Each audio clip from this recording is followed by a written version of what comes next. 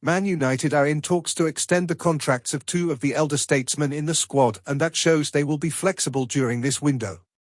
The ideal transfer window is one planned months in advance and then executed with the minimum of fuss.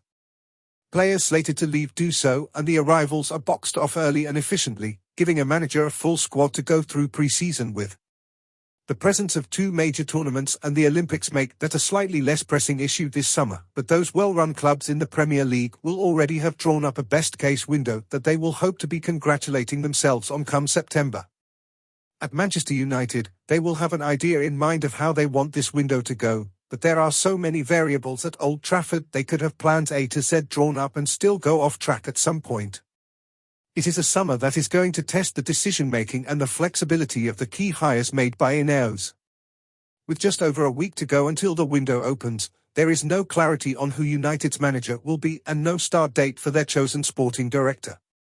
Next month, Jean-Claude Blanc, himself an interim solution, will hand over the reins as chief executive to Omar Barada. The identity of the manager will guide some of the decisions on recruitment and sales, although Ineos are keen to strip some of the power away from that office. With Ashworth not yet in situ, it is technical director Jason Wilcox who will lead the window, with director of football negotiations Matt Hargreaves. They will need to be nimble throughout the summer, with several key signings prioritised, but a budget that simply isn't going to stretch far enough at the moment. To that end, departures are inevitable. Some of them are obvious. Donny van der Beek, Jadon Sancho and Mason Greenwood will all either be sold or loaned out again.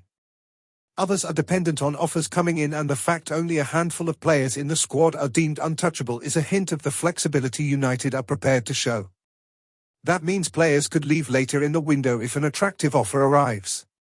For now, the external focus is on the future of captain Bruno Fernandes, but there are others far more likely to be sold, such as Aaron Wan-Bissaka and Victor Lindelof. Harry Maguire and Scott McTominay were both on the market a year ago, and although they enjoyed good seasons, that might have only served to put their price up. What United can't afford to do is to leave themselves short heading into the new season.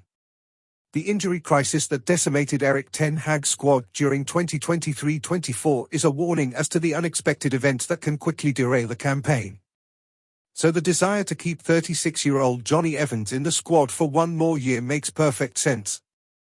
The former title winner played more than anyone expected last season, finishing with 30 appearances and a cameo in the FA Cup final. There is perhaps an argument that as a short-term signing it worked out well, but now is the time to move on. This is far from an ideal window United are operating in, however.